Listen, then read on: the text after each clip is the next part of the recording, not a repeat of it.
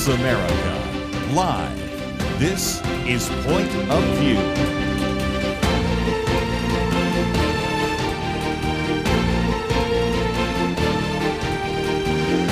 And now, Kerby Anderson. This hour, we're going to spend some time talking about what's going on in education and in particular what's going on in the university, because I think we have seen some remarkable changes. I'm just reflecting back. 49 years ago, I was first invited in to speak on college campuses. And to be honest, there were some professors who were quite willing to engage in a back and forth on some of these issues. But even at that time, we recognized that oftentimes there was kind of a secular filibuster, or maybe even a left of center filibuster, and there were some that were already trying to indoctrinate students, and we've seen that for some time. But you've heard people say that I sent my kids off to college and they came back brainwashed. Well, that's sometimes a phrase we use, but I think you're going to find out as we get into this, actual brainwashing techniques sometimes are used, and we've noticed a remarkable change. One is illustrated by this book I'm holding up right now, The Coddling of the American Mind. Now, you might remember we had Jonathan Haidt on the program, and we got into some of those issues, and I think it was really important to recognize that the students had changed, but part of that is due to what has happened in the academic realm there as well. And so I wanted you to know more about this, and about 6 months ago, I had a chance to watch the Mike Huckabee show, and on the program was Dr. Stanley Ridgley, who is the author of the book Brutal Minds. I went and bought a copy of the book, and we've wanted to have him on and are delighted to do so. He is a full professor, clinical professor of management at Drexel University's College of Business. He's also studied, I might mention, at Moscow State University and other institutions as well. A former military intelligence officer. He's actually the faculty sponsor for Turning Point USA, and you may have seen some of his columns in places like Newsmax and American Greatness. I remember his one a couple of years ago, the $36 million question college presidents won't answer, which had to do with, of course, what was happening at Oberlin College. And, of course, there's even a review that was done about his book in American Greatness. So there's all sorts of resources that you can find, and we certainly encourage you to find out more about the book. But, Dr. Ridgley, it is just a delight to have you on the program with us today. Well, Kerby, I'm delighted to be here. I've been excited about the opportunity to speak to you and speak to your audience and to talk about this important issue, the decline of American higher education, and what we can do about it. Well, first of all, let's talk about history for just a minute, because there's a time when we were obviously concerned about indoctrination. The academy has always been kind of left of center, but that sets us up to the brainwashing. But there was a time in which obviously indoctrination was taking place, but in just a minute we're going to talk about how in some respects that is a much more deliberate action, is it not? Oh, it certainly is. And what's important is I listened to your précis and the folks that you were dealing with who were willing to listen to you, willing to debate you. And those guys were the good liberals, but they constitute the right wing on college campuses now, according to, and I am not on the right wing. I'm on the far right, which is, I find, very surprising. And so right now, as you note, the brainwashing is deliberate. It's not just the faculty. It's mainly the bureaucracy and the leftist cant that we have been grown used to, or we've grown used to over the last several decades, and if not more, has now grown even more substantial. Like Samuel Abrams at Sarah Lawrence College did research that shows that the left to right ratio is 6-to-1 in favor of the left, and in the administration / bureaucracy, it's 12-to-1.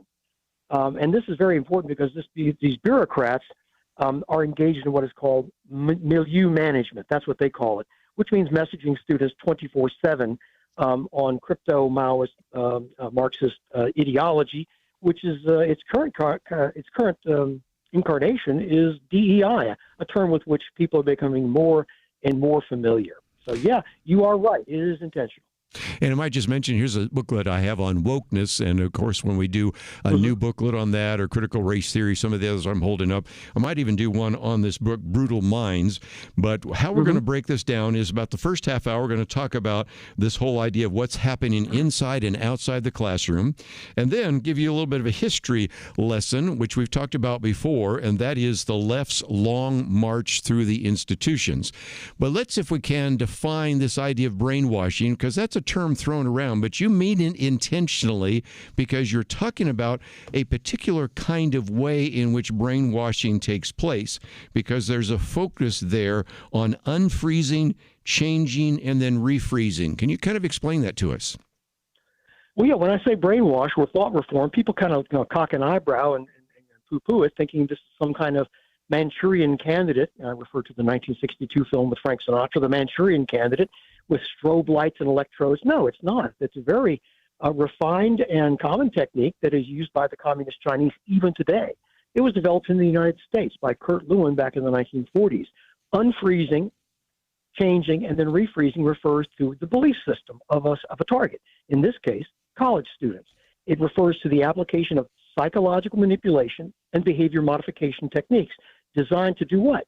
To change a person's belief system. And they are very upfront about doing this. Kurt Lewin appears in the citations in these books like Teaching for Diversity and Social Justice. And the idea that they're going to manipulate someone's thought processes in a class that is designed to do that. I think people need to understand that we're not talking about, this is not something that happens on the periphery. This happens in classes that are designed to do this. It also happens in seminars and caucuses where a person's sense of self is attacked. First of all, you unfreeze the current belief system by attacking it. And this is they call this the phase of defending, where they're intentionally trying to break down the current belief system of a college student, preparing the way to replace it or install a new belief system, one that involves critical consciousness. This is the term they use. They draw this from Paulo Freire, a crypto-Maoist educator who was very well known on college campuses, kind of a guru. And they attack that belief system, replace it with this new belief system, and then they do what is called refreezing, which is to give the student lots of activities to do that will, I guess it's what it's called. They say this is going to cause the new belief system to take with the students, so there's no backsliding. And this is the whole process. They're quite upfront about it.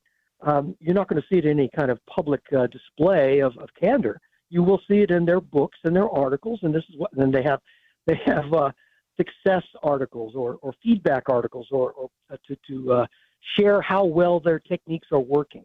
If I may, Kerby, let me share with you one name in particular, Lisa Spanierman at Arizona State University. She has actually written an article, and I provide this in my own writing. And the article says we can use psychological techniques, she being a psychologist, clinical psychologist, we can use these techniques to create a false sense of guilt in, and she says this, white males. When we do this, it makes them more malleable and ready to do the work of social justice. Let me jump in real quickly because we have to take a break, yeah, sure. But I do want to come back to that issue of guilt, because in the unfreezing stage, there's the establishment of guilt, and in the changing phase, there's a channeling of guilt. So we're going to talk about that because that's very important in everything from critical race theory to wokeness. We'll get into all of that with Stanley Ridgley right after this.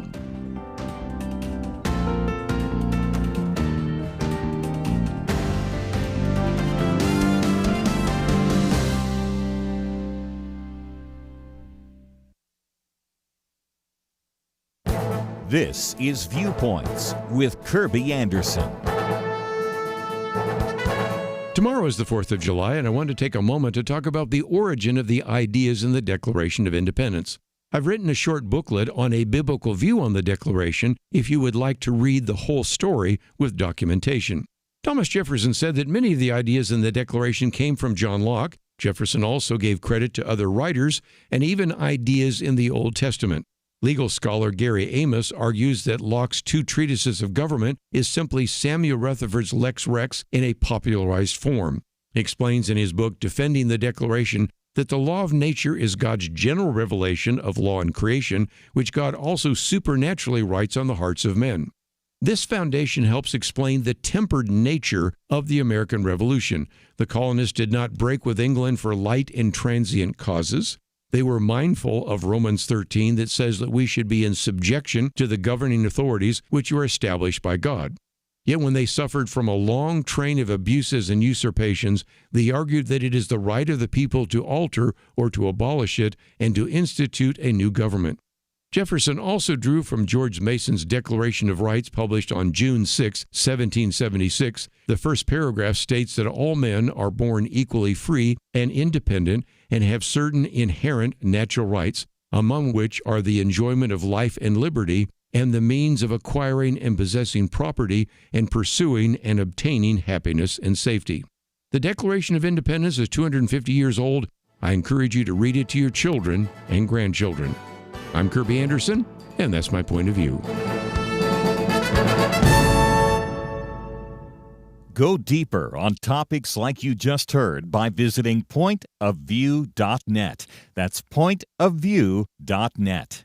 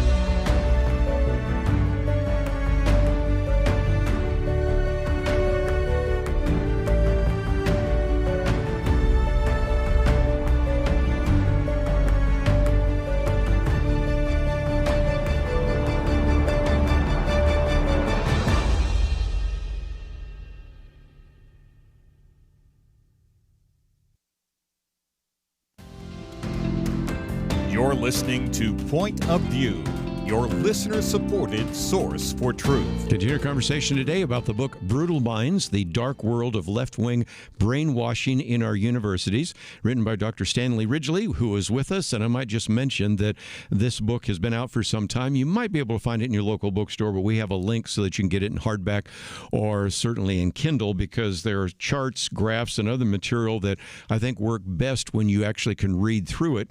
But Stan, for just a minute, we were talking about this issue of guilt, and I've got in front of me some of the booklets we give out each month to our donors on things like wokeness and critical race theory, the Great Reset, sex and culture.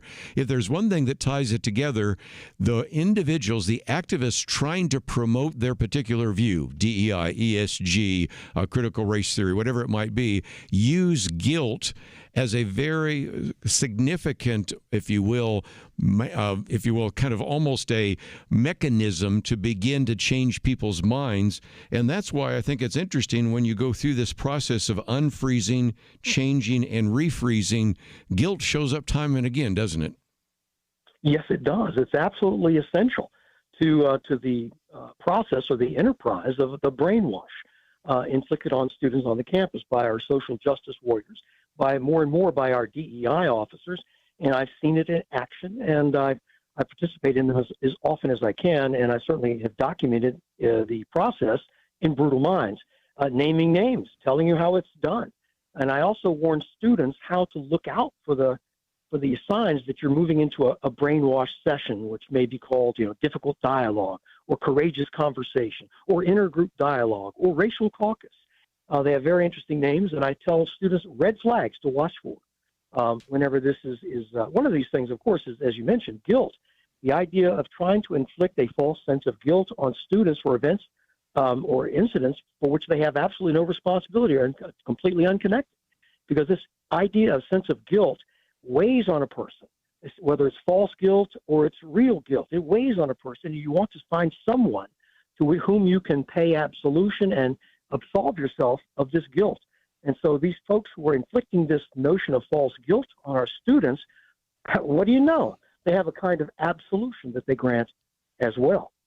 Let me talk about for just a minute something you got to, and that is there are people that oftentimes call point of view and they want to know, okay, how can I identify this particular curriculum in the public schools? In this case, we're talking about universities, but this is still helpful because you can go through, as you do on pages 60 and 61, talking about the tells or the red flags, and that's when a program is described as a dialogue, or we want to learn about equity, we want to learn about race, whatever it might be, or you can certainly ask, well, do they have informed consent forms? Well, no, we don't need any of that. Or when you walk into some of those situations and they start hitting you with all those issues, I find this helpful because if you have a young person that's come back from college, you can say, did you ever run into these 4 points? And they would probably say yes. Or if you are maybe a student, you could read through those yourself and know what to look for. So in some respects, you're not just giving us kind of a philosophical overview, you're giving us some ways to avoid the future dangers that come from some of the kinds of programs that we find in the universities. Yeah, exactly right. I do provide as much as I can useful information for the average person who doesn't really want to delve down deep into what they're doing. But here's how you can recognize when you're in a brainwash situation, because obviously they're not going to say, hey, welcome to our brainwash situation here. We're going to change your point of view. We're going to change your mind. We're going to attack your belief system, destabilize it, and replace it with ours. No, they don't say that. No, but what they have to do is they have 3 phases. The unfreezing phase is they're going to try to gain your trust. And I think that trust, you mentioned guilt. Well, trust is absolutely essential for the brainwash to succeed, for these people who are facilitators, instructors, sometimes faculty. Gain the trust of the student. And they have very distinct techniques they use, very much like American-style cults. The Unification Church, the Moonies, they use what is called love bombing. And they bomb a person, a potential recruit, with a sense of acceptance, unqualified, uncritical acceptance of a person, giving them the sense of a warmth and receptivity. They feel more belonging than they've ever felt in their entire life, even with their family, because a good family offers criticism whenever you're growing up. So this kind of Mooney-style love bombing, and they use the term peace and unity. Our own social justice people use the terms inclusion and belonging. It's very creepy, if you ask me. And the facilitator has techniques that they are instructed to use. I know these instructions. I'm members of the various groups of these student affairs people, so I get inside information that they get. And they use terms like, we want you to make yourself vulnerable. We want you to self-disclose, to create a sense of trust with the group, of course, being fellow students. But you have no reason to trust these people, and you certainly have no reason to trust someone who very quickly wants to gain your trust. And they want you to do this through various means, interrogation games like the privilege walk. They want you to engage in a game. Well, it's not a competitive game. It's a revelation game. It's an interrogation game which dupes you into revealing personal, private information about you, yourself, your family, your income, your friends. And then they turn that information against you when they're basically moving into the changing phase. They're trying to get you to confess to your, these days, you confess to your white guilt, to your white supremacy, to your complicity in a system that's really never really specified, to a system of oppression. They're trying to get you to buy into a primitive binary, Manichaean kind of system of oppressors and oppressed, exploiters and exploited, good and evil. And they're putting you on the wrong side of that dichotomy. And they say that the only way you can get the exculpation for your sins, the expiation of your sins, is to change your mind, abandon your false consciousness, step over the line, embrace this notion of critical consciousness that you are a sinner in our doctrinaire scheme, and begin to work for social justice in the way that we lay out for you. Yes. So that's how you can, so the tells you say on the pages 60, I think 60 and 61, are tell you how to avoid this, tell you how to recognize this. Cock an eyebrow. Do not abandon your skepticism and your critical thinking skills. In fact, this is the time to turn them on and to be wary, because I'm never in my classroom. I find this very, very bizarre. I never come into my class and say, hey, we want to establish trust here. I want you to disclose. I want you to reveal. I want you to make yourself vulnerable.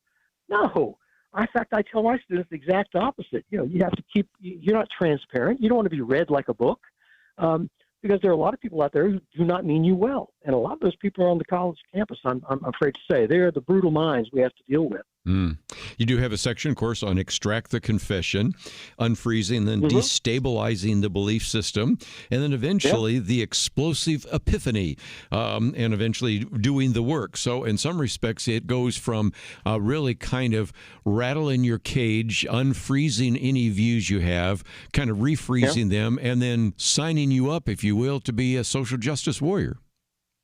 Yes, the explosive epiphany, I believe, it comes from Arthur Koestler, the old intellectual who moved from communism to democracy, and he's a very famous author and incredible intellectual, incredible writer. I include a quote by him, which says, whenever you embrace or basically abandon your ability to think critically and embrace communism, it is like this epiphany that all your questions are answered, at least superficially.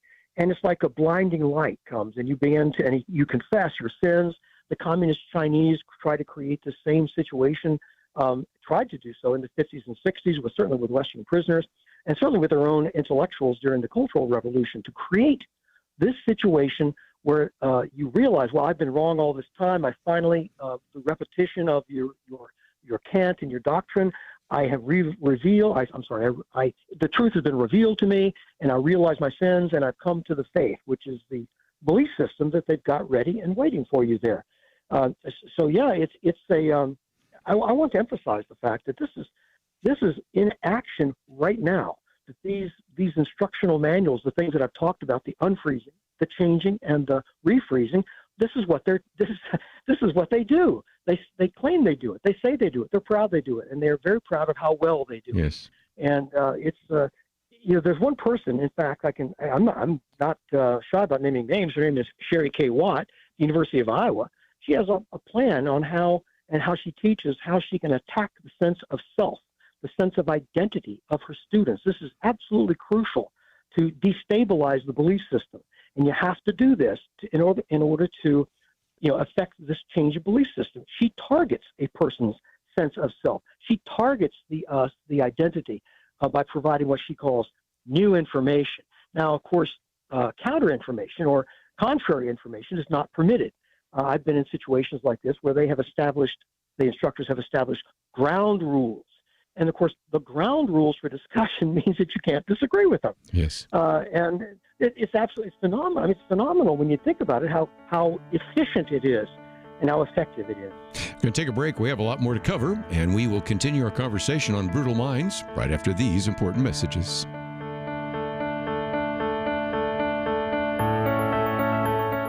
It almost seems like we live in a different world from many people in positions of authority. They say men can be women and women men.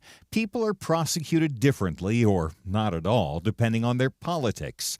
Criminals are more valued and rewarded than law-abiding citizens. It's so overwhelming, so demoralizing. You feel like giving up. But we can't. We shouldn't. We must not.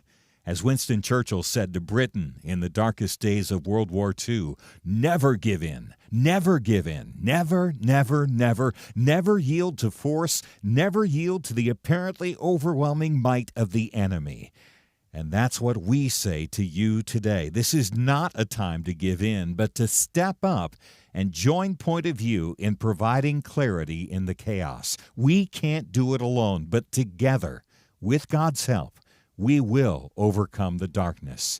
Invest in biblical clarity today at pointofview.net or call 1-800-347-5151.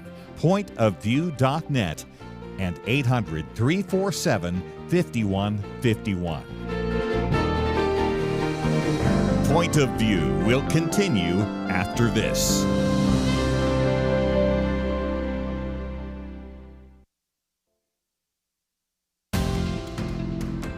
You are listening to Point of View.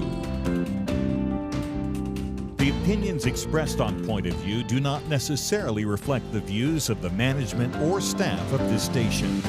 And now, here again, is Kerby Anderson. Continue our conversation today on this book, Brutal Minds, The Dark World of Left-Wing Brainwashing in Our Universities.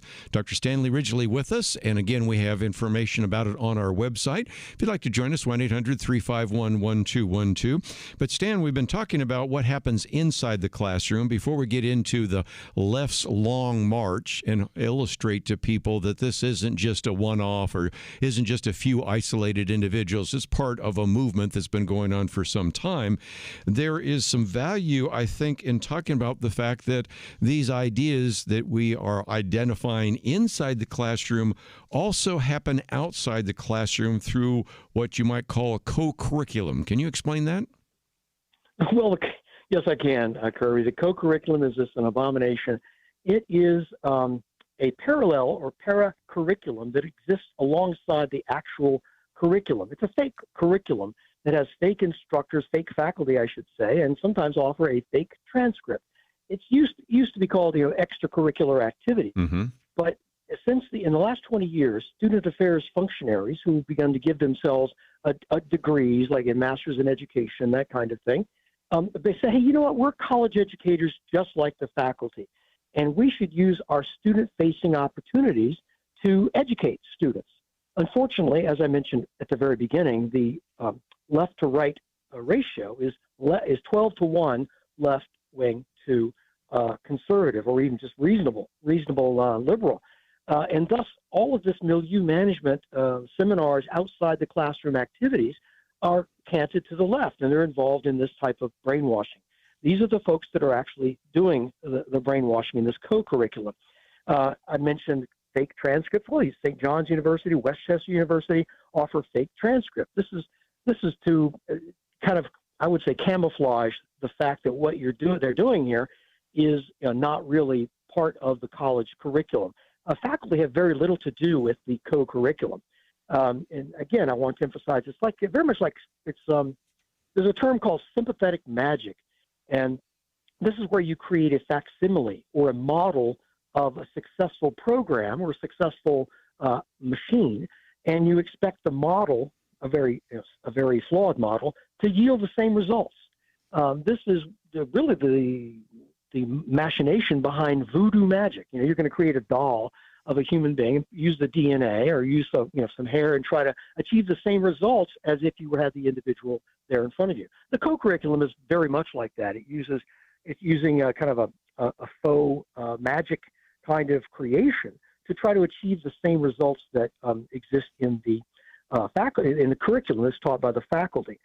But in effect, it's really an inferior model, and students a lot of times aren't even aware, and they attribute authority to the figure at the desk in front of them as if they were a faculty member. They're really just some ancillary support staff, probably from the DEI office, running this kind of brainwash. A lot of activity going on outside the classroom, and we really ought to focus our attention on that because I don't think it's even realized by a lot of people. Let's also get into maybe the question some people have in their minds, and you devote a chapter to it, a hook and hammer, because you're going to get some student resistance. Children or young adults, certainly when they were children in church or children in their family, were hearing one kind of idea. They're now confronting other kinds of ideas. So that's another place where these individuals even have training manuals on how to really break down student resistance. And so that's another key element that you talk about in your book. Well, yeah, breaking down student resistance absolutely essential to the event. I think that a lot of people who are susceptible to this kind of thing, people who come out of high school, they come to college, they're away from home for the first time, they have open minds, they certainly have no idea that the people that they're supposed to invest their trust in have any kind of ill will toward them. And so the brainwashers or thought reformers on the college campus, the social justice warriors, take advantage of this and utilize the trust of students, particularly in the first 2 weeks of orientation, to run these kinds of sessions, the privilege walks and that sort of thing. And this is where they can also identify the students who are going to be a problem. It's very much like the Moonies were very good at discriminating between the folks who were going to be really good recruits, susceptible to the message, and streetwise people who said, what's really going on here? I don't know if I want to be a part of this. And they would have people get off the bus, and they would have body language experts in their own cult identify what they call the goats and the sheep. The sheep would be, "Ooh, I'm just glad to be here," and they'd usher them right on in. And then you have the goats who are streetwise, who have a cocked eyebrow, say, "What the heck is going on here? This doesn't feel right." Those people would be sequestered out, put on the bus, and sent back to town. And so then you have a group of people who are susceptible to the message and will have a propensity of voicing any kind of objection is eliminated beforehand. And so the students go into the situation. They're wide-eyed and they're ready to trust. And I think that the young people need to recognize this, that they don't need to trust the first people that they come in contact with, just because they happen to be in the front of a room running a seminar of some sort. And so in other words, putting on your skepticism hat is something that really ought to be practiced. I think that you mentioned at the very beginning about how students come home for that first Thanksgiving holiday and they seem very angry, rebellious, and at their parents for having betrayed them. And this is something that the brainwashers in their manuals actually say so. Let me name the manual. It's Teaching for Diversity and Social Justice by Leanne Bell and Marianne Adams. Then you've got a book by Diane Goodman called Educating Privileged Audiences, meaning white males.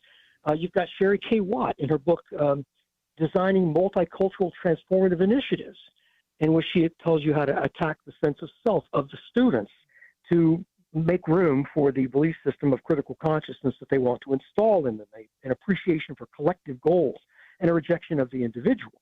They have manuals that they learn how to teach this material.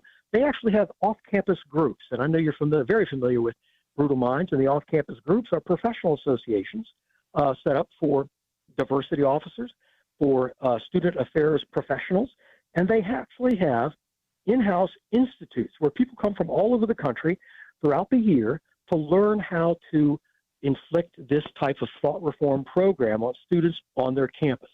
That is why people say, well, it's a conspiracy. Well, no, it's not a conspiracy. You actually have an organization that is training people from all over the country how to do this on the various college campuses. These organizations have, one organization has 15,000 members, another has about 8,000 members.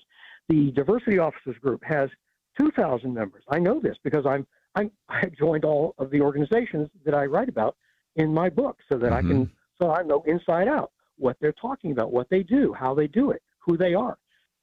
And so I have a series of red flags that I tell students to watch out for. And we've mentioned this before.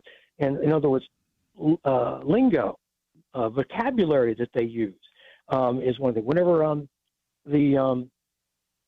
let me see one right here. Yes, if you're always in a threat situation, when you hear certain terms, when you hear anti-racism, that's a stalking horse for the Manichaean binary we talked about earlier. When you hear the words brave spaces, safe spaces, difficult dialogue, racial caucuses, intergroup dialogues, and when someone is saying, we're going to teach you how to do the work of anti-racism, you're in the presence of a brainwasher who's trying to get you to feel guilty, and then to recant your racism, and then to learn how to be an ally of this obscene doctrine that they're propagating.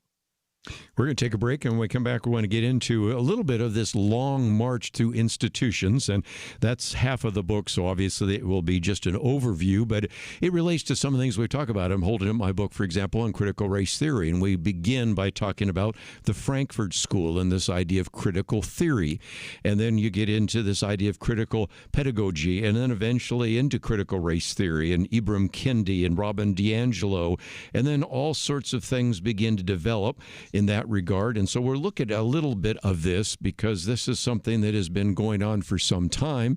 And in case you find yourself saying, well, this is new information, first of all, I would recommend some of the booklets that we've made available in the past, but also this book, because as you have heard him talk, he's mentioned various names and given various references. There's at least, I guess, about 25 pages of endnotes so that you can research it for yourself. yourself and begin to see that some of this didn't just spring up in one campus or the other. There are individuals that are being trained to do this. So again, one of the reasons we wanted to focus on this book today, Brutal Minds, A Dark World of Left-Wing Brainwashing in Our Universities, is it really brings a lot to the fore of things that we've discussed here on Point of View. So if you'd like to know more about him, more about the book, we have information about it on our website at pointofview.net. You might be able to find it in your local bookstore, but we also have a way in which you could order it since it's been out for a while, either in hardback or Kindle. Let's take a break. We'll continue right after this.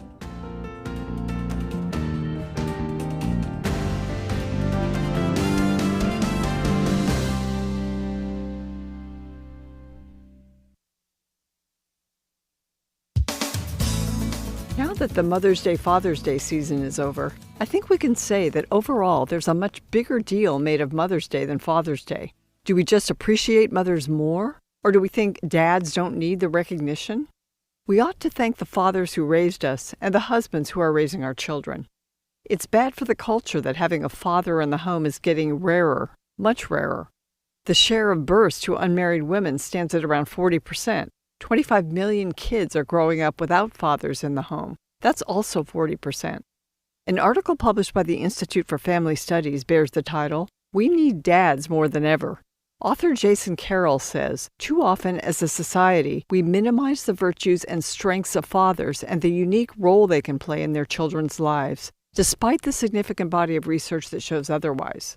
Dr. Carroll, who is a senior fellow at IFS and the family research director at the Wheatley Institute at Brigham Young University, points to research which shows that most fathers are particularly skilled at fostering independence, as well as a reasonable amount of risk-taking in their children. He describes the unique role fathers play in their children's emotional development. He writes, "When fathers respond to children's emotional distress, they are more likely to focus on fixing the problem than they are on addressing the hurt feelings." He says this problem-solving response from fathers serves kids well as they grow up. Involved fathers have a huge role in their children's cognitive development. They tend to push achievement. Dr. Carroll says that for boys, the mere presence of a father in the home predicts less delinquent behavior. They enforce discipline and set boundaries in ways that give kids a sense of stability. Many moms manage to raise kids alone, but dads matter a lot. For Point of View, I'm Penna Dexter.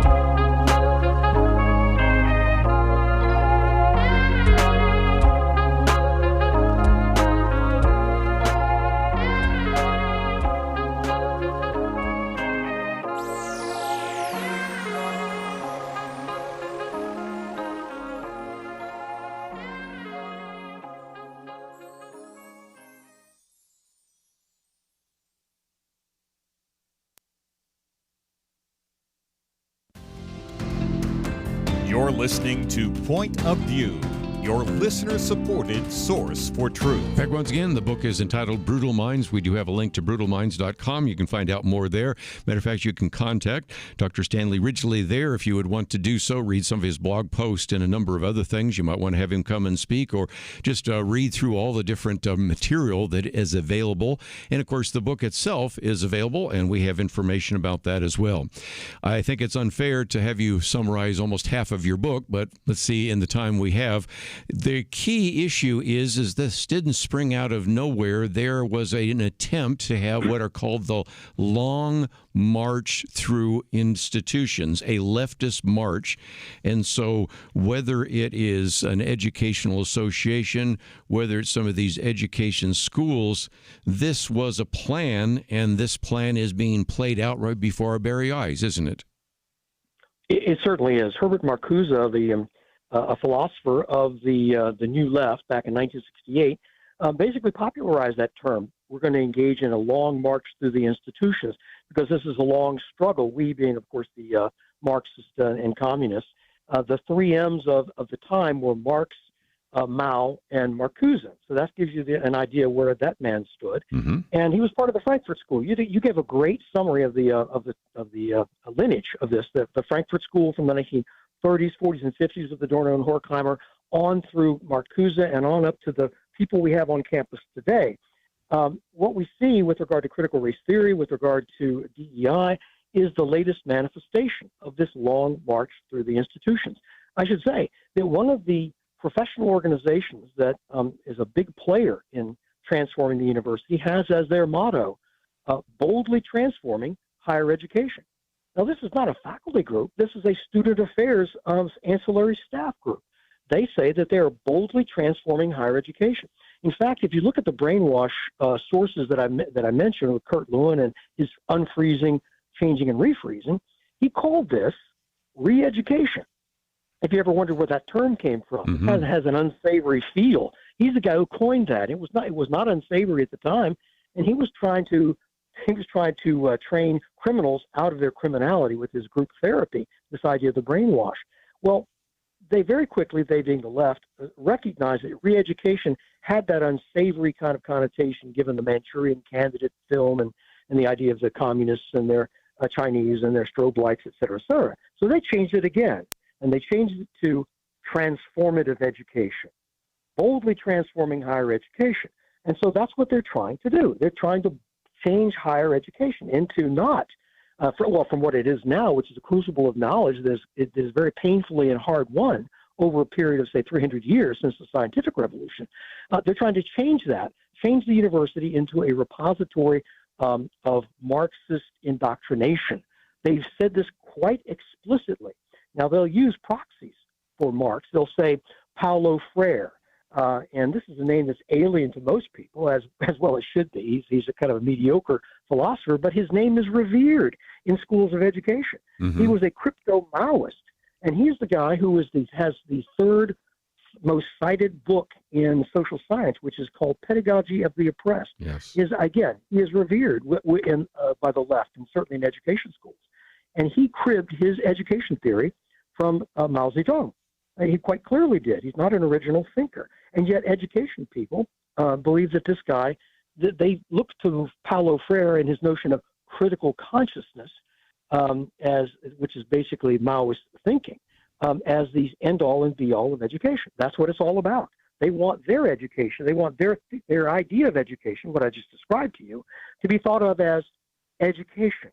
They want to supplant the notion of different points of view, different pedagogies, with their pedagogy, and elevate that to to pride of place. So this is the culmination of the long march through the institution. This type of Maoist, this type of revolutionary activity has never gone away, and today we see it playing out in the demonstrations against Israel, and which is really thinly disguised anti-Semitism. And we see that the left, faculty, and the staff on the campuses fully support the pro-Hamas demonstrations on the campuses vis-a-vis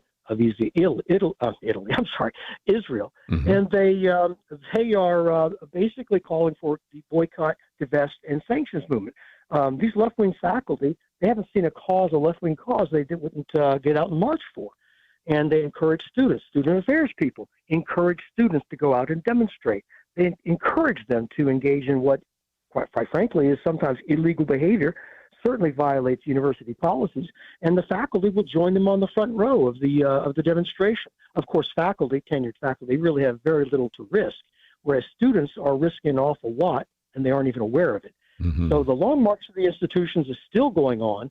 It's something we have to be on the qui-vive for, to look for, and to recognize this stalking horse in all of its guises. Let me just mention again that if you want to know more about Marcuse's Long March, or, of course, even we're talking about Paulo Freire, the Pedagogy of the Oppressed, or of so many other things, the Frankfurt School, maybe some of the diagrams, the charts, this would really help you understand what is happening on the universities. But most importantly, I did mention that we do have a link to brutalminds.com. There's a place where people can learn more about you, get a copy of the book they'd like. There's all sorts of things about everything from DEI and all the whole need to restore integrity in higher educations. And Stan, really the first step is to educate people, which is what we've done today. Yep. But the next step is to encourage people to take these ideas and implement them. And I'm noticing a lot of DEI programs are actually being jettisoned. A lot of universities are starting to rethink that. A whole issue of ESG, which I'll talk about in the future. Those are all changes. So I think we could at least have some guarded optimism if we can get this information out. What do you think? Well, I certainly agree with you on that there's a reason for optimism, especially this week has been a grand week for those of us who recognize what's been going on the college campuses and see a sea change. Of course, it's going to be a long and difficult march for us to countermarch, to uproot and root out the brutal minds from the college campuses. But it's something that I think it's going to be we're joyful warriors. We're going to those people on the front lines and those who support them are certainly going to have a good time doing this, because this is the Lord's work, and I think, and the idea of returning sanity to the university. I should say I have a new book coming out next month that really addresses this issue. It's called DEI Exposed, and it'll be available for pre-order in a short while. But Brutal Minds really does cover the issues of today we've been talking about for soup to nuts. And if anyone wants to reach out to me on LinkedIn, I'm more than happy to do that. That's my primary social media place where I do post a lot of my latest work, my latest research. Yeah, and we do have your website. We have a Facebook post, X, and, of course, LinkedIn, all that. So everything you need to know is at the website, pointofview.net. And let me know more when that book comes out. Of course, was already reading about some of the things you've written about DEI on your website, and maybe we can get you back on that one as well. But it's been a delight. I enjoyed seeing you on Mike Huckabee's program, but I wanted to give you an entire hour to explain that. And even though we didn't cover every chapter, I think we did a pretty good job. And again, thank you for writing the book, and thank you for giving us an hour today here on Point of View. Oh, the pleasure was all mine, Kerby. You take care now. We, again, encourage you to find out a little bit more. Of course, it is brutalminds.com is the website. If you want to understand kind of how this all develops, you've heard us in the past talk about critical theory and what that means, where it came from, how that gets to what is called critical pedagogy, and then eventually how it's used in everything from critical race theory to a variety of others, and leads to everything from thought reform to then the developing of this long march through institutions. If you want to get a better understanding of what we sometimes talk about in one book, I would recommend this book, Brutal Minds, The Dark World of Left-Wing Brainwashing in Our Universities. And you've been listening to Point of View. The Bible tells us not to worry, and yet there is a lot of worrying stuff in our world today. Thankfully, the Bible doesn't stop at telling us not to worry. God gives us a next step. He says we need to pray. But sometimes even knowing what to pray can be difficult, and that is why Point of View has relaunched our Pray for America movement, a series of weekly emails to guide you in prayer for our nation. Each week, you'll receive a brief update about a current issue affecting Americans, along with a written prayer that you can easily share with others. We'll also include a short free resource for you in each email so you can learn more about the issue at hand. Will you commit to pray for America? Go to pointofview.net. Click on the Pray for America banner at the top of the page to subscribe. Again, that's pointofview.net. Click on the Pray for America banner. Let's pray together for God to make a difference in America. Point of View will continue after this.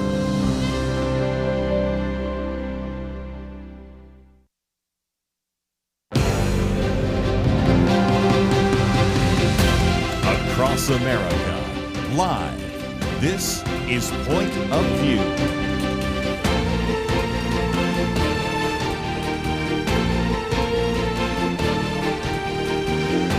And now, Kerby Anderson.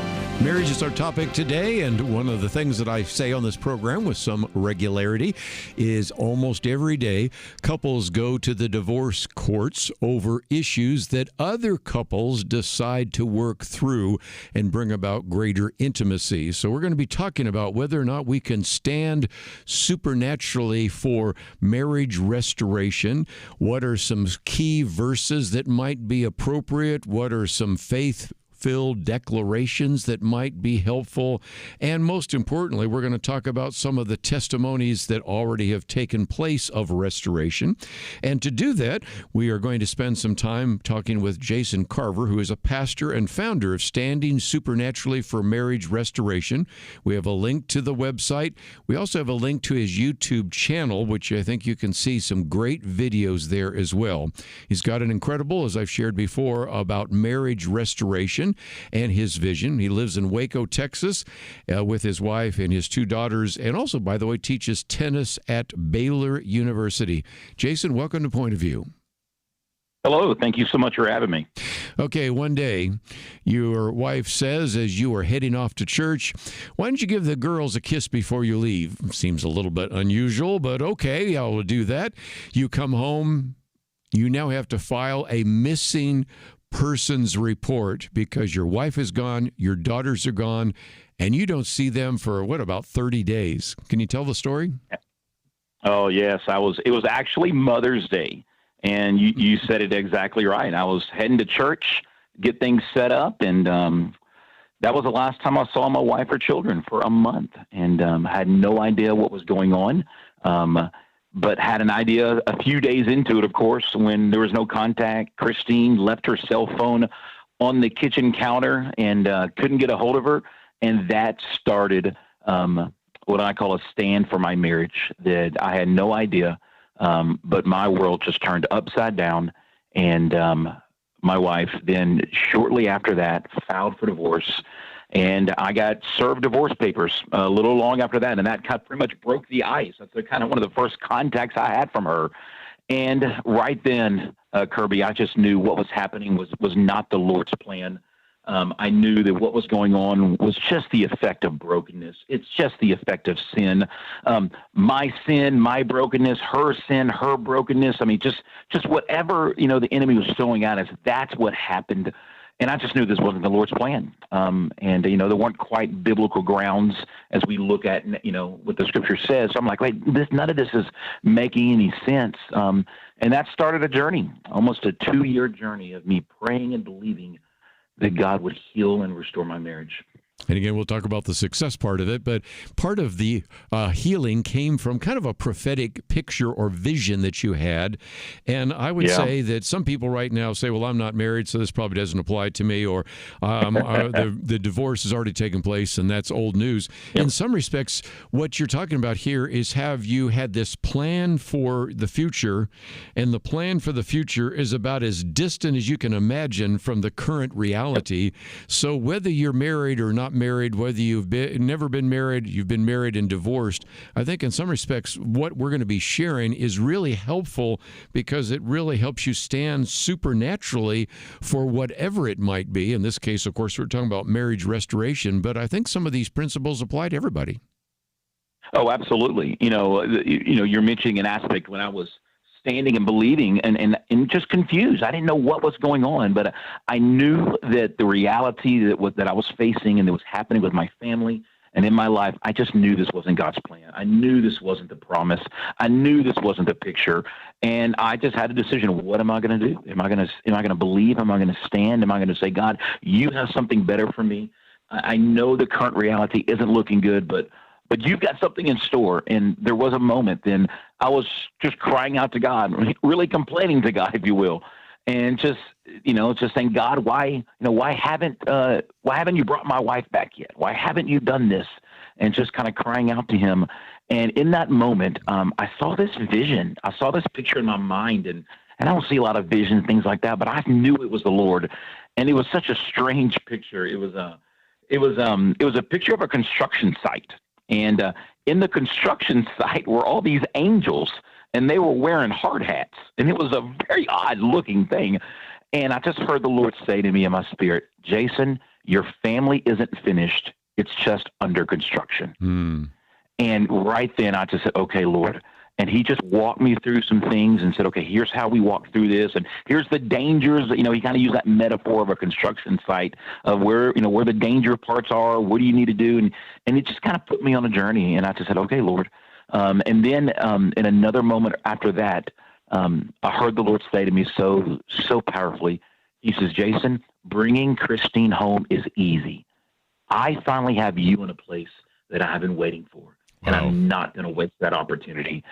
And I was just like, oh, okay, Lord, like I trust you.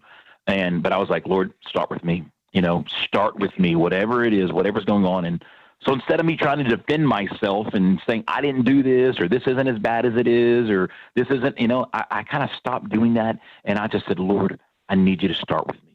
And I would just say to any of your listener, whatever you're praying for, whatever you're believing for, of course God's going to do the miracle outside that believe. But what if we just say, start with me? In our book that we wrote, the first chapter, the first day devotional it's titled "Nothing is Impossible with God." It's Luke 1:37, and it's about the power of God and what He can do. But the second day, very next, it says, "Start with me." And we've got to start with us. So that would be something I would tell you. Let's trust the Lord, but also allow Him to move, because He has an amazing plan in your life. Let me just mention that, of course, it is a 40-day stand. I love the idea that you talk about construction, because I just mentioned a minute ago you live in Waco, and a lot of people know about a couple that does a fixer-upper there in Waco. God, have gotten national and international attention, and that is the case. But let me just, since we're going to a break, mention that we do have information about this. We have standingsupernaturally.com. You don't even have to type all that out, because we have that link there, and so you can find out more about the book. There is a lot more to this. There is a standing assessment quiz. There is all sorts of 40-day stand courses. There's just a lot of material. We're going to work through all of that as well. So as you might imagine, since we're talking about 40 days, there are 40 chapters.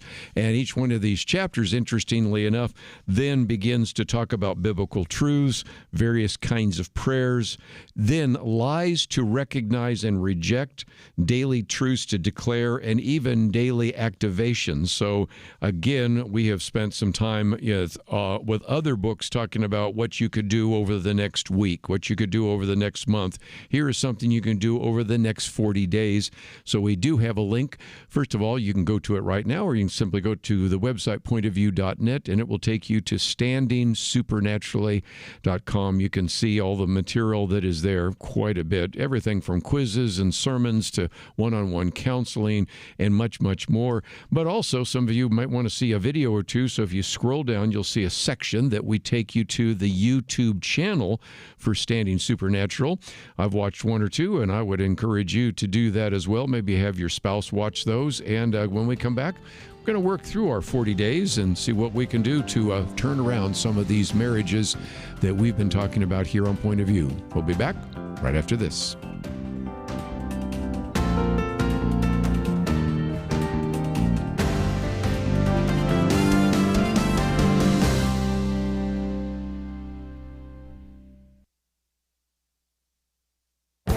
This is Viewpoints with Kerby Anderson. Tomorrow is the 4th of July, and I want to take a moment to talk about the origin of the ideas in the Declaration of Independence. I've written a short booklet on a biblical view on the Declaration if you would like to read the whole story with documentation. Thomas Jefferson said that many of the ideas in the Declaration came from John Locke. Jefferson also gave credit to other writers and even ideas in the Old Testament. Legal scholar Gary Amos argues that Locke's two treatises of government is simply Samuel Rutherford's Lex Rex in a popularized form. He explains in his book Defending the Declaration that the law of nature is God's general revelation of law and creation, which God also supernaturally writes on the hearts of men. This foundation helps explain the tempered nature of the American Revolution.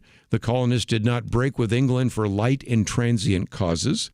They were mindful of Romans 13 that says that we should be in subjection to the governing authorities which are established by God. Yet when they suffered from a long train of abuses and usurpations, they argued that it is the right of the people to alter or to abolish it and to institute a new government. Jefferson also drew from George Mason's Declaration of Rights published on June 6, 1776. The first paragraph states that all men are born equally free and independent and have certain inherent natural rights, among which are the enjoyment of life and liberty and the means of acquiring and possessing property and pursuing and obtaining happiness and safety. The Declaration of Independence is 250 years old. I encourage you to read it to your children and grandchildren. I'm Kerby Anderson, and that's my point of view. Go deeper on topics like you just heard by visiting pointofview.net. That's pointofview.net.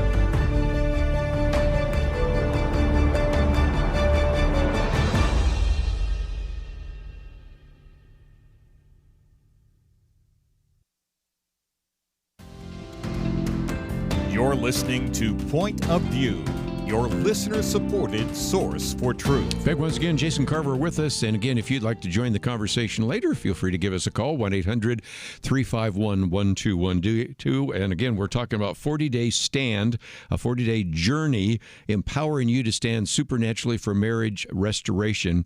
And Jason, before going any further, it might be good to talk about your own success story, because in some respects, I want to give people hope. And you have a whole section on testimonies of restoration.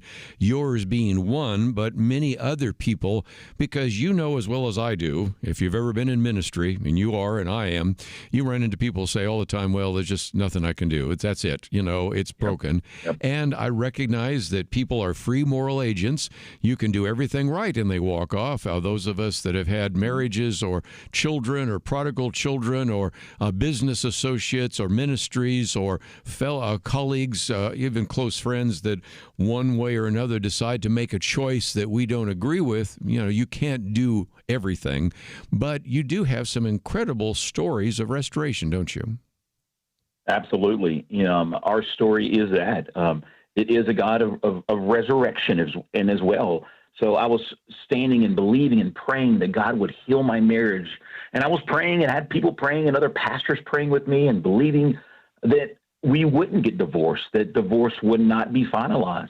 And so we just prayed and prayed and prayed and believed and believed and believed. But about a year and a half after, almost 2 years of just kind of standing and waiting and being separated, the divorce did go through. And the state of Texas said that my marriage was dead. But Kerby, nothing changed for me. I knew, okay, so it's just a small little change for me. I'm going to, instead of praying for restoration, now I'm praying for resurrection. Because the very foundation of the gospel is what? The very basic of our faith is there was someone dead, but he rose again, and he overcame it. And I was like, okay, Lord, I'm believing for the power of your resurrection. And so I just stood, and I just kept praying, and I kept loving, and I just kept, you know, being whatever I could be there for my spouse, for my wife. And then 2 short months later, Kerby, after the divorce was finalized, my wife came back home, and we got remarried 4 days later. And now it's been almost 8-9 years now. And so, yeah, so our marriage was dead. So anyone who's listening to this and you're saying, well, my spouse is telling me to move on. My spouse is telling me we're never getting back together.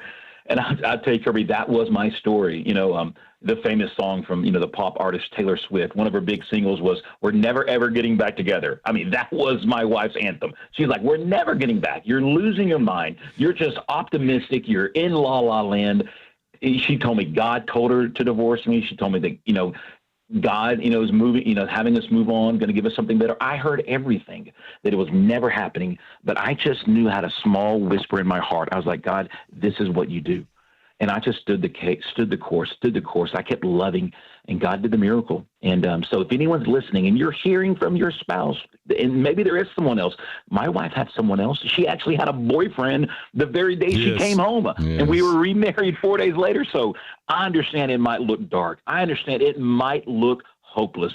But if I could tell you one thing, I believe the number one thing the enemy is doing across marriages and so many aspects of life, it's probably one word, if I had to sum it up. I believe it is just hopelessness. Yes. That is what the enemy is trying to give. That's why my wife left. She lost hope that we could be good again. She lost hope that we could be healed, that we could be restored, that the future could be better than the past. Why do people kind of move on from their relationship as well? Well, they lose hope that God could do the miracle. And there is something about the enemy throwing hopelessness. And here, I just want to encourage everyone. A verse that the Lord just showed me so much, it just jumped off the page, was Psalm 71:14 that says, "As for me, I will always have hope.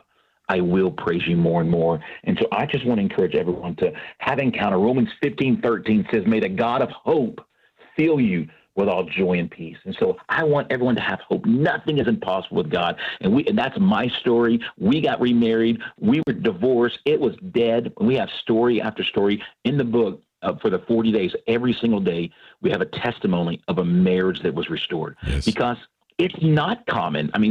Serving on pastoral staff, I'm fully aware that even in the church, it's, when we kind of, divorces happen or it's happening, we kind of turn into kind of shepherd mode, which is good, which is great. We want to shepherd. We want to comfort. We want to help people walk with God in the disaster. We get it. But I'm telling you, there is something else available, that God is a God who restores and God who resurrects. And, and so we just believe it. We've seen it. And I just want to just let everyone know, fix your eyes to Jesus. Watch what he does. He's better than you think. I might just mention, too, the word hope shows up all the time. Of course, day 15, process of hope, day 16, the price of hope, day 18, day 19, always have hope, on and on and on. But I did not, when I was introducing you, mention that you also are a board-certified Christian counselor, which brings us to day 2 that you mentioned just a minute ago, because oftentimes when you go to counseling, oftentimes they'll let you talk for a while about all the problems with your spouse or your colleague or your children or whatever, and they say, well, what are you going to do about it? And day 2, as soon as you get past the nothing is impossible, day 2 is start with me. And so even if you could not change Christine's mind, God wanted to change you. And I think that's the first starting point, isn't it? It's the launching pad. And you said something so powerful, Kerby, about how I couldn't change Christine's mind. Well, Kerby, it's not from a lack of trying. Let me tell you that. I tried to take control. I put on my little junior Holy Spirit hat. I tried to convict her. I sent her sermons. I sent her Bible verses. I told her you're destroyed. I did everything. So I tried everything, and none of it worked, because the Lord is like, Jason, I know my daughter. I can perfectly communicate with her. Bringing her back is easy, is what he told me. But I have you finally in a place. And he just revealed to me just my areas of brokenness and the things that Christine told me about for years, that she wasn't happy with in the marriage. And I just discounted it because I just didn't think it was that big of a deal. Or, for our personal story is just kind of, she thought I was angry, and she thought I was, always just, verbally abusive, and she was like, everything was so loud and everything was, I'm always upset and angry. And I'm like, I'm not angry. And because I'm over here like, you should see my dad. My dad, he was so loud and he was so angry, and I kept comparing myself to my dad, and I kept just justifying, no, Chris, I'm not angry. I'm not upset. I'm passionate, whatever we want to call it. But I discounted it. And my wife was telling me, Jason, I don't like this. I don't like how you talk to me. I don't like how you're communicating. And I just discounted it because I was comparing myself to my dad. Christine, her dad, was the most soft-spoken, gentle man, never raised his voice. And here I am, grew up in a loud Texas family. And I'm like, well, this is normal communication. But it was killing my wife inside. And what was my problem? I just discounted it. I was just saying, no, Chris, you're the problem. You're too emotional. You're too sensitive. And I just was breaking her heart more and more. And it was in my stand for restoration when I was once again complaining to God. God, she says I'm a level 10 anger. She thinks I'm so angry. And I remember telling God, I said, God, I'm not a level 10. I'm a level 2. You know that. And I heard the Lord tell me, I heard the Lord say, Jason, let's just put whether you are a 2, let's put that on the shelf for a second, because that's very debatable. Let's not even go there. But then he told me this, Jason, you're confessing with me right now that you're a level 2 anger. And he says, I have called you to love your wife like I love the church, to love her perfectly with my love. Level 2 dysfunction is unacceptable if you want to represent me to my daughter. And he just convicted me. And I'm like, wow. And I just dropped the defenses. I'm like, okay, Lord, help me. Ephesians 5:25, help me love my wife like Christ loves the church. And I just dropped my defenses. I dropped what I wasn't doing. And I just started, okay, Lord, start with me, Lord.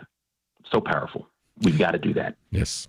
Let's take a break, and when we come back, we're going to talk about another issue. One, of course, is the issue of hope, which we just mentioned, but destroy. That word shows up a lot.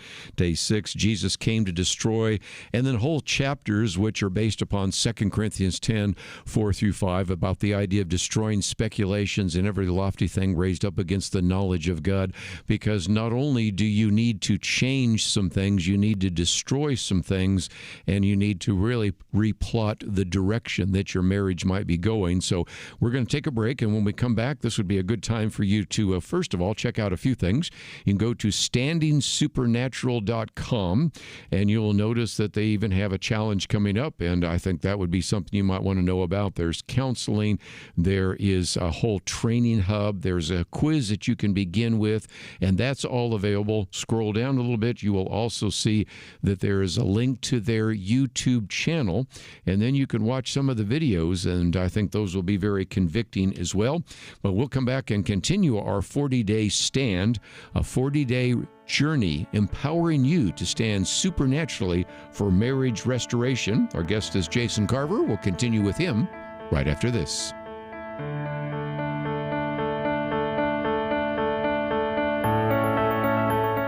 In 19th century London, 2 towering historical figures did battle, not with guns and bombs, but words and ideas. London was home to Karl Marx, the father of communism, and legendary Baptist preacher Charles Spurgeon. London was in many ways the center of the world, economically, militarily, and intellectually.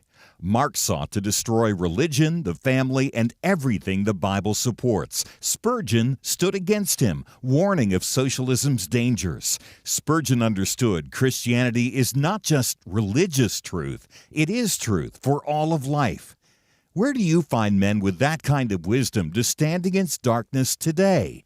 Get the light you need on today's most pressing issues delivered to your inbox when you sign up for the Viewpoints commentary at pointofview.net/signup. Every weekday, in less than 2 minutes, you'll learn how to be a person of light to stand against darkness in our time. It's free, so visit pointofview.net/signup right now. pointofview.net/signup. Point of View will continue after this.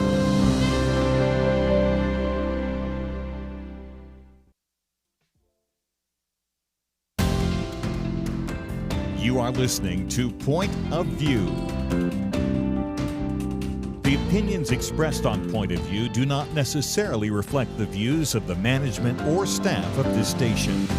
And now, here again, is Kerby Anderson. Continue our conversation today with Jason Carver as we talk about 40-day stand, a 40-day journey empowering you to stand supernaturally for marriage restoration.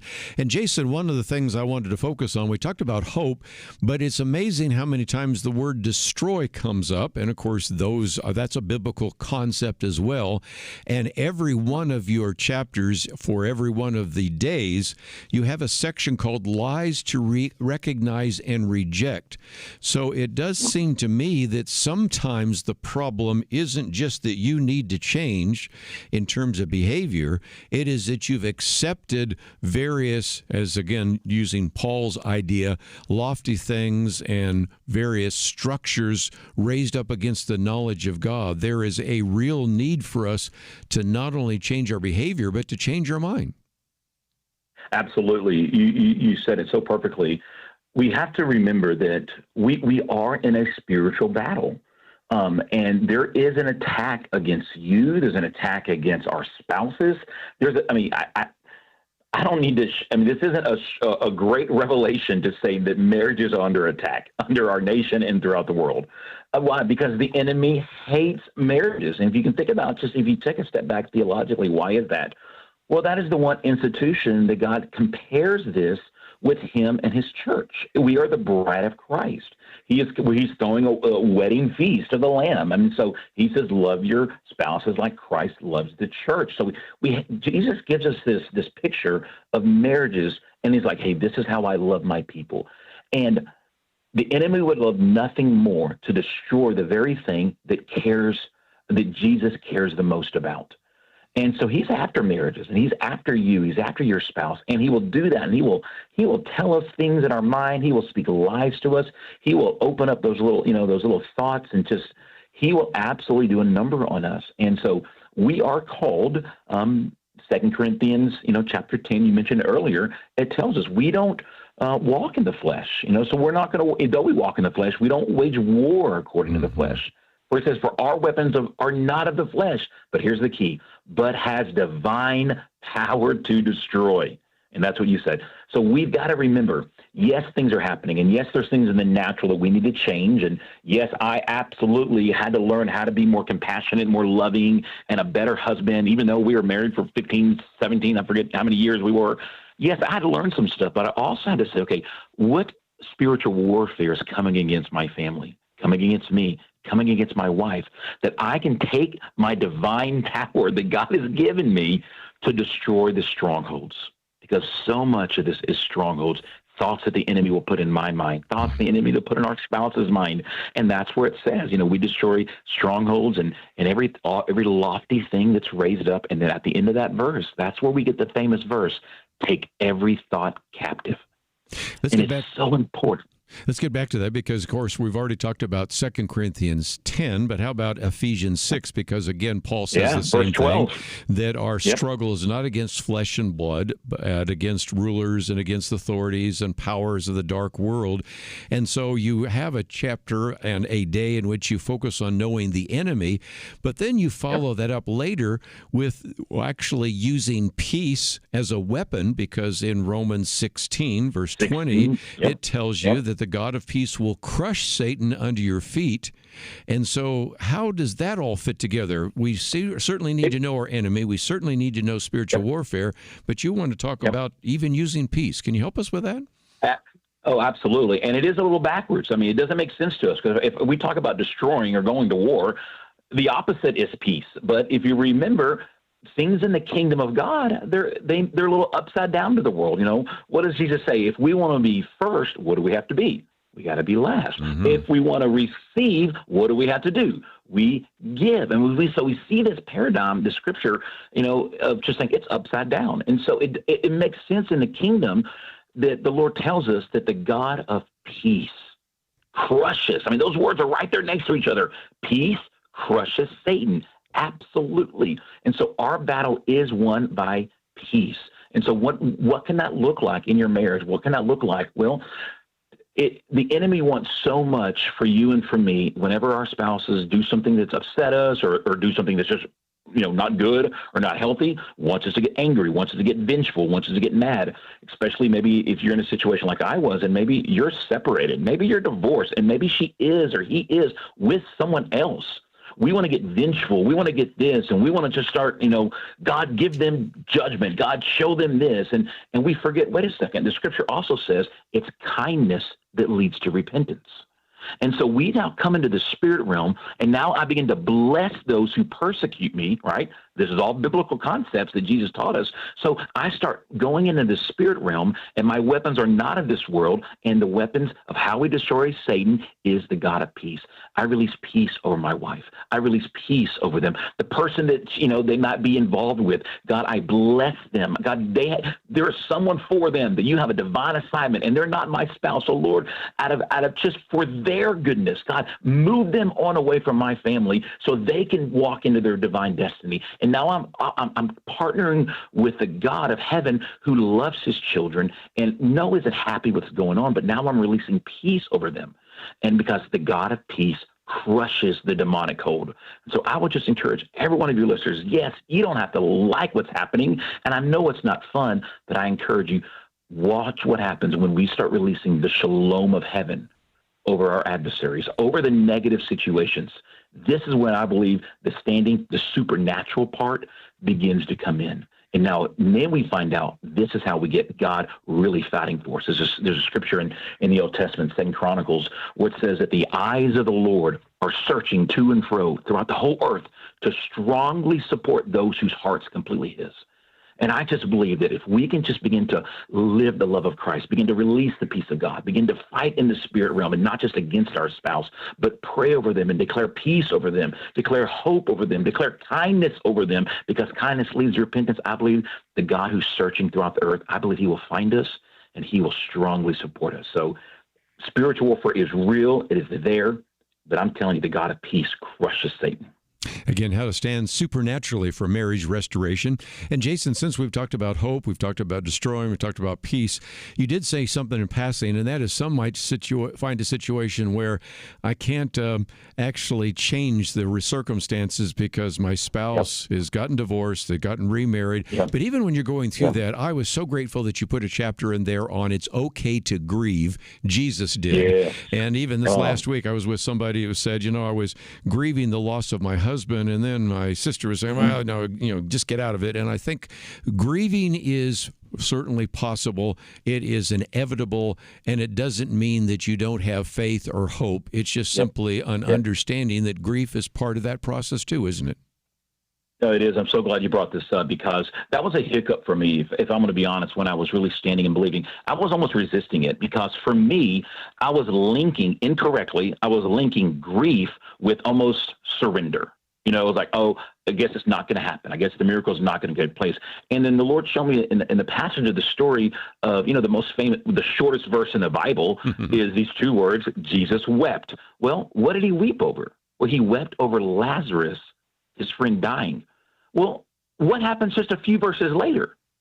He resurrects Lazarus. So I'm like, so did Jesus not know he was going to resurrect him, and just he was emotional? And the Lord just said, no. Grief and weeping is just a natural part of how he created us. And remember, Jesus runs to the brokenhearted.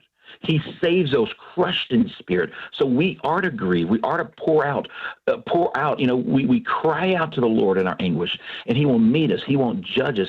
And it's really important. We don't push it down. We don't just ignore it. We don't deny that there's brokenness around us. We invite God into the brokenness. We don't deny our heart was broken. There's many nights during my stand that I did cry myself to sleep. But what did I do? I was crying, saying, God, will you come in here with me? My wife is not next to me in bed, but will you be next to me in bed, God? And I felt the presence of Jesus come in and just hold me as I slept. So I grieved with the Lord. I wept with the Lord, and he met me there. And at the same time, I never stopped believing, for me, that this resurrection was possible. And it happened. So we don't have to link the two as grief as unbelief. We don't have to link them.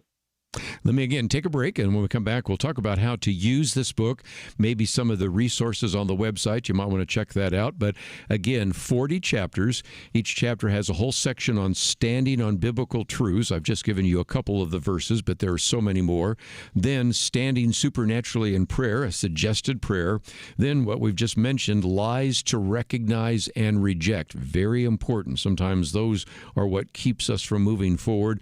Then daily truths to declare, then daily activations for your stand, and then usually a testimony from a couple that has actually been through the program or has some kind of testimony in that regard. So if you would like to know more about that, or if you know someone who would benefit from this, you can certainly take the time to go to the website, pointofview.net, click on that red button that says watch or listen, maybe send it on to them as well. But when we come back, Jason's going to talk about how we can use these materials on the website and on his book. We'll talk about that right after this.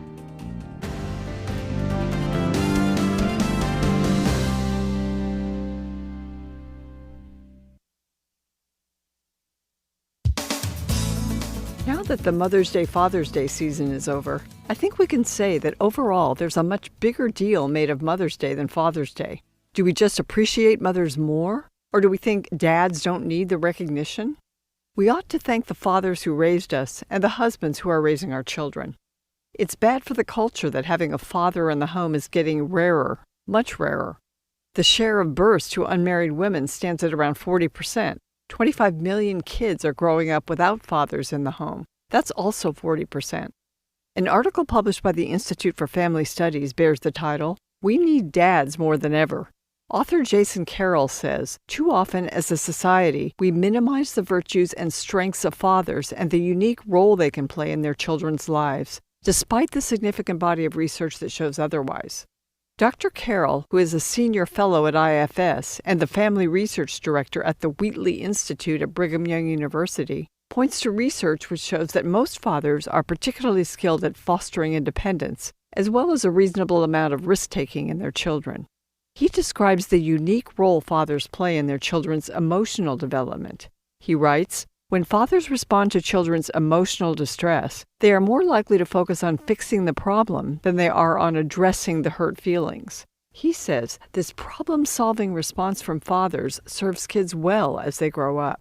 Involved fathers have a huge role in their children's cognitive development. They tend to push achievement. Dr. Carroll says that for boys, the mere presence of a father in the home predicts less delinquent behavior. They enforce discipline and set boundaries in ways that give kids a sense of stability. Many moms manage to raise kids alone, but dads matter a lot. For Point of View, I'm Penna Dexter.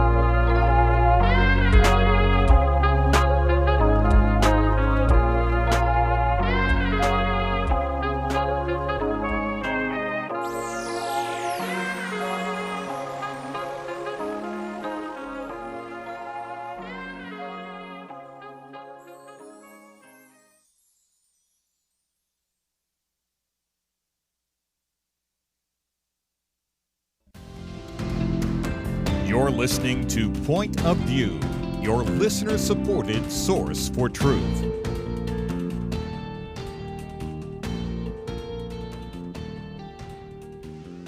Back once again while we're talking about 40-Day Stand, and Jason Carver with us. And Jason, we might, for just a few minutes, have you talk about what is on the website and some of the resources that people might want to take advantage of. Absolutely, yeah. So we mentioned there's an assessment of just, as we call it, the Standing for Your Marriage assessment, just to see how you're doing. Maybe you're in this situation and you're believing for your marriage to be healed and restored. It's just a quick fun little question to ask, man, how are we doing on that? How we doing? And so there's a quiz you can take there. We've got all the videos there. We have access to our training hub. We call that training hub. That's just kind of a Netflix style site we built. It's got all types of videos and resources and downloads, and our courses are all there. And then, of course, we have our our YouTube channel that has pretty much the same videos that are on our Training Hub if you want to access that. We do have a resource coming up that I'd love to mention in just less than 3 weeks. It's just a perfect timing to be on the show. We do something called the Standing for Your Marriage 5-Day Challenge, and that's where we do a live event, 5 days of live preaching and handouts and workbooks, and I just take you through really just standing for your marriage and how to really walk in power and hope. And that's actually begins on the February 24th, and there on the website you can register for that. And so it's just we do this only twice a year, and so we would love for if anyone who's just wants more hope for their marriage to be restored. Can it really happen? Man, I'd invite you to join us for our Standing for Your Marriage 5-Day Challenge. And that's right there on the website, standingsupernaturally.com. And we also have, I'd love to give your listeners, Kerby, if that's okay, a free gift of just, it's a handout of 40 individual prayers and declarations that you can pray over your spouse. And you can just go to standingsupernaturally.com/gift, GIFT. And for all your listeners, you can download just a PDF for free and just give you 40 prayers and declarations that you can begin to pray and declare over your spouse. They're all based on biblical verses. And so we're just here. Our passion is to equip. Our passion is to train. And we want to release and impart hope that God is restoring marriages, no matter how bad it looks. This is what he's doing. And if we can walk alongside you just to empower you, be a voice of encouragement, point to you the scripture of how good God is, that's our mission. So our website has all that available. Let's, if we can, talk about how people can use this, because obviously if you're already in a situation of crisis, you may have to go through this book on your own. If there's a willing spouse, the two of you can go through it together. And so I'd love to have you talk about that. But then just a minute, I also want to talk about maybe you're just engaged and you're thinking, well, I probably don't need this. But anyway, maybe we should go through this now just to avoid any kind of 10,000 or 20,000 wheel alignment checkup that we might want to do or something like that. So talk about how different kinds of groups and individuals and spouses and partners can go through this. Absolutely, yeah. So when we wrote the book, the main thing we wanted, and we've said the word many times, is we just want to impart hope. We want to point people to Jesus. We want to point people into the power that he possesses and how God does transform even broken situations. And so if you're in it right now by yourself and your spouse has left you or there's massive distance, maybe the divorce is going through, maybe it's happened. Like for me, we did get divorced. And you're like, can God really heal my marriage? I'm telling you, give us 40 days and get into the Word, get into the book, get into the devotionals. Let's break off the lies that I'm sure the devil's telling you. And I know he told me these lies, and we just got to break them off and watch hope be imparted. And then for the couples out there, we understand there's tough times. There are difficulties, and we need to know that God is for this. We need to hear the testimonies that God did restore. God did heal these things. And these are the tools that really you guys can stay hopeful that you guys are going to get through this. Because the stats are actually on our side. God is restoring families. God is healing marriages. It's there. It's not talked about a lot, but it is happening, and it is becoming more mainstream. So we want to impart the families who just want to keep building their faith. Hey, let's stay encouraged. This is what God is doing. Hey, these are some openings that we want to make sure we're not giving the enemy as well. And I think the same thing for those engaged could read that and just get encouraged about that as well. But that's what the book's there for. We're here to empower you.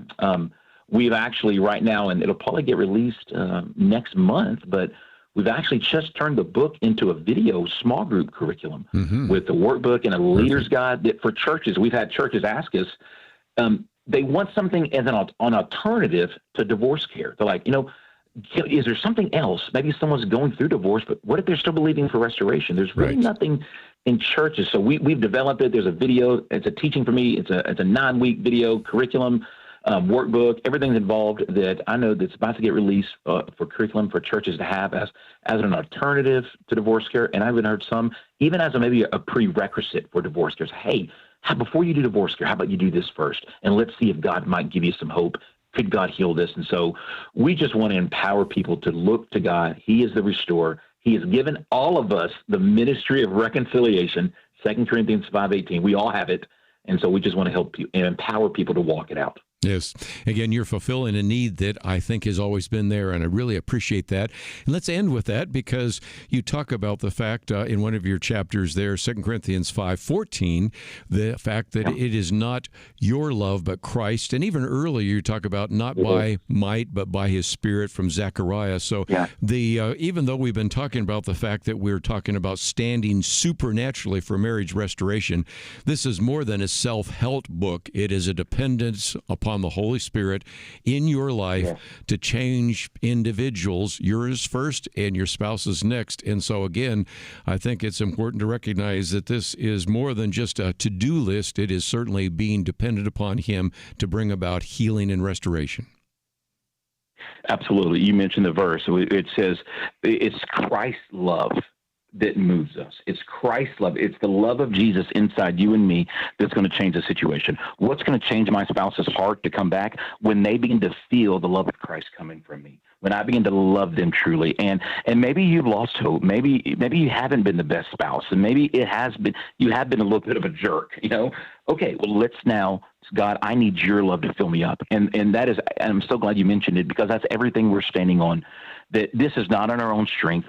We are completely reliant, and I'll be the first to say, we are completely reliant on the power of Jesus and the Holy Spirit to come and transform this thing.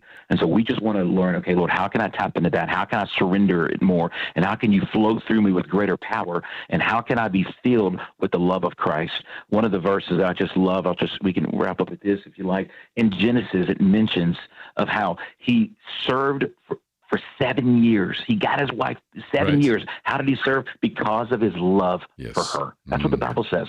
So good. He waited 7 years. Well, he actually waited more than that. He got 7 years and he got tricked into marrying the wrong one. More. And then, but he says, how did he do it? He says, and then here's what the scripture says. It felt like just a few short days, and has a comma, because of his love for her. So good. If we can fall in love by Christ's love that powerful, I'm telling you, everything can change. Jason Carver, thank you so very much, first of all, for sharing your own testimony. Thank you for writing the book. Thank you for making available to our listeners some of the free material. And you can go to the website, standingsupernaturally.com. Don't even have to remember all that. It's our first link on our website at pointofview.net. Jason, thank you for what you do. And again, we wish our listeners to take the time to apply some of these principles and to restore their marriages. Thank you for joining us today. Thank you for having me.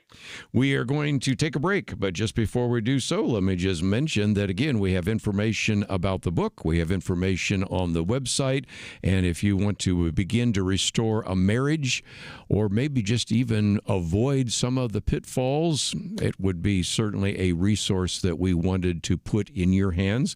That's why we've devoted an hour today talking about 40-Day Stand. Jason Carver, again, just a 40-day journey empowering you to stand supernaturally for marriage restoration. And you've been listening to Point of View.